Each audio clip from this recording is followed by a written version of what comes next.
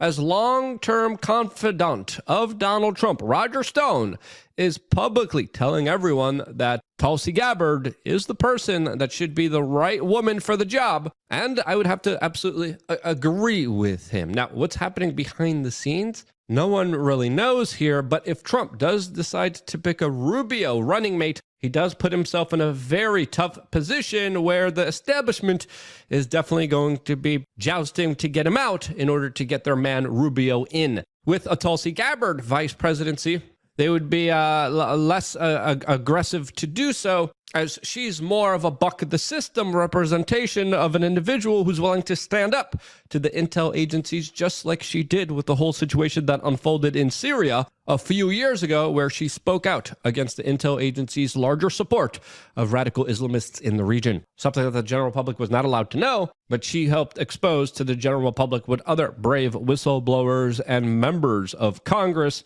that were able to speak out against what could have been the next big war that was prevented mainly because of a lot of people coming out and speaking out against it. Now, who will be the VP pick? Will it be Rubio? Well, in my opinion, from everything that I'm seeing and hearing, yeah, it's probably going to be him. Who do I think it should be?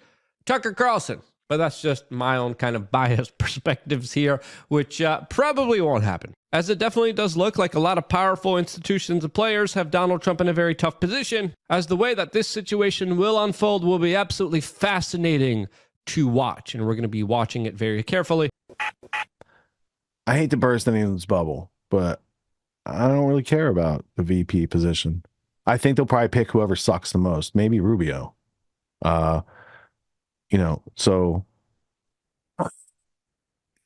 the level of crackdown on our rights isn't going to change with a new person in the White House, because that's not like the White House isn't running the agenda. So how can you expect the agenda to change from the White House or the vice president's position?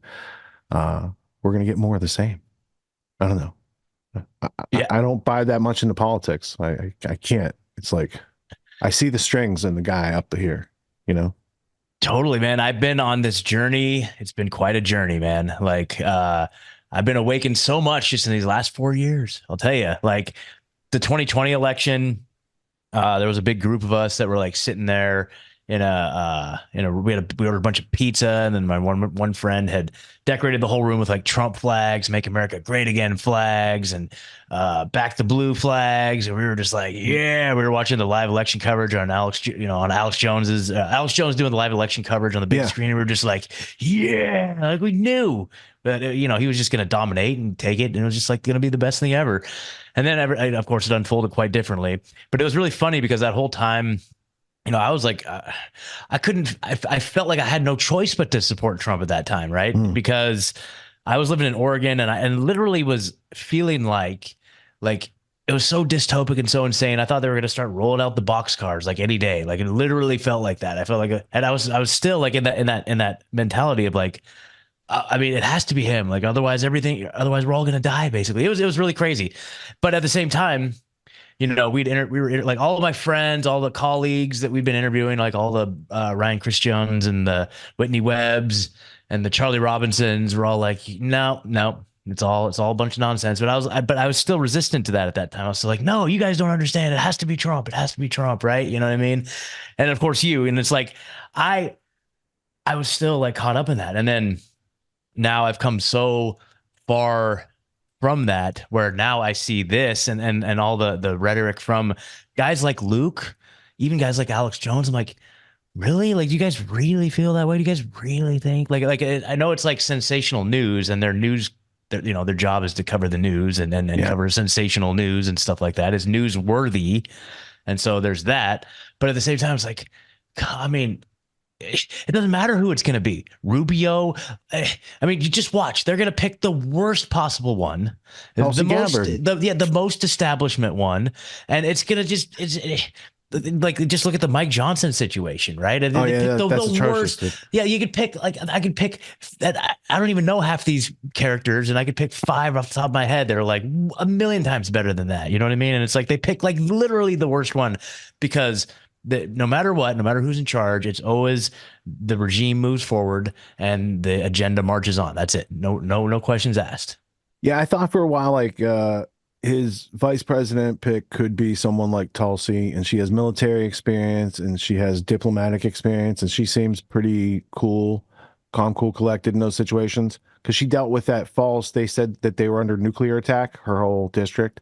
They did the sirens and everyone thought they were going to die. Like, you need to, respect that. Most Congress people aren't going through that type of turmoil, and she didn't do anything wacky or crazy. So yay. And so, but she's a Council on Foreign Relations member, and she distances herself from that. But it's like, how are you so different from that agenda? How are you not, like, what are you going to do to throw a shoe in that machine? Nothing. And like, what, we'll get to the anti-Semitism law later tonight. Yeah. But like, that just passed under Biden. Do you think it's going to unpass under Trump? No, of course not. Like, that they're putting that's going to be like a cornerstone of America from here on out in America's history, because of some protests, allegedly. Right now, what if they wanted to pass a bill like that? How long does it take to pass a bill like that? When did it start? It's a 2023 bill. It had to start last year sometime. It just now passed, right? During these protests, when free speech suddenly came into like the view, because for the past 7 months, no one said anything much about free speech, right? But all of a sudden, with those protests, it coincides perfectly on the calendar with like sneaking this thing out there that, first off, illegal things were already illegal prior to that bill. And that which it makes illegal now is a bunch of stuff that does not fit into that, because we'll see what their definition that they're using. And criticism of Israel's policy is like one of those things now. So it's not so. And then they're conflating Israel with greater Jewry, if you will, right? So not all Jews are supportive of Israel. In fact, was originated by people who were atheists, who used the religious people as human shields. So there's like that inconvenient history to it too. So I have faith in people's ability to learn, and if you present them calmly and coolly with the evidence, they too can learn. And if you come at them like, if the evidence is like the barbed wire on the bat, you're swinging at somebody, they don't want to see it. They're going to duck it. Exactly. Yeah, man. It's so crazy. Yeah. I can't wait to get into this, because it's just shocking. And it's like, it just reminds me of the whole, they do, this is like their MO. They always like have this perfect piece of legislation that takes all your rights away. That's Patriot Act. Nice. And yeah, Patriot Act happened to be there. Yeah. Project for New American Century. Like all these folks, like they have it all just lined up, ready to go.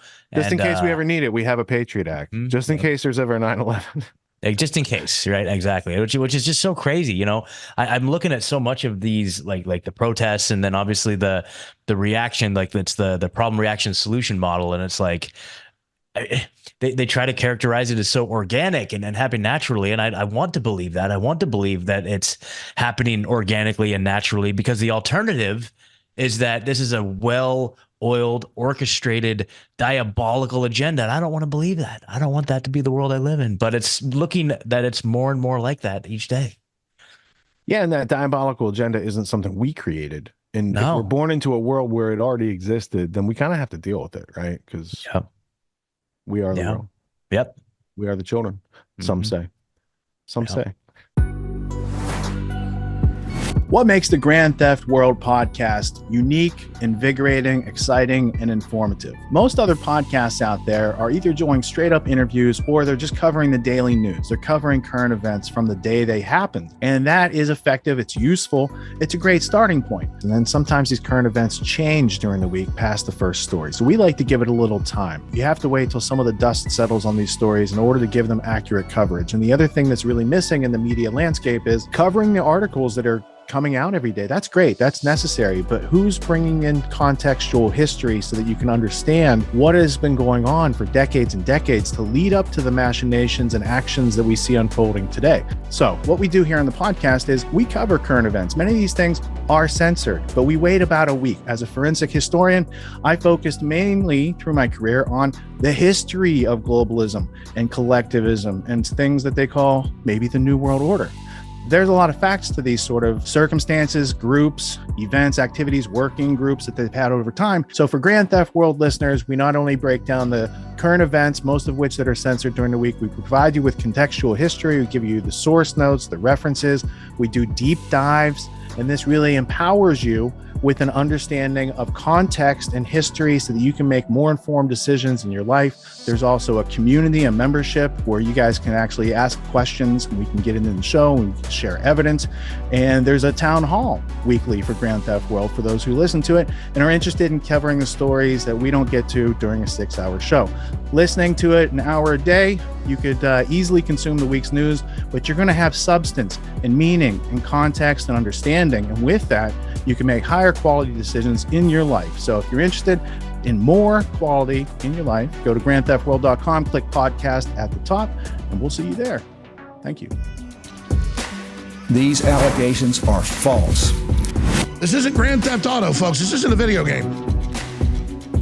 What are the most surprising things that you discovered once you started pulling on that thread? Who he was connected to, what institutions he was influential over, what events he participated in? Come on, man. What are we talking about? Come on, man. No. You don't have to think about it, dude. I got this quote because you said you didn't know much about Klaus Schwab. I made it my job to, as soon as this happened, I'm like, okay, this guy's their front man.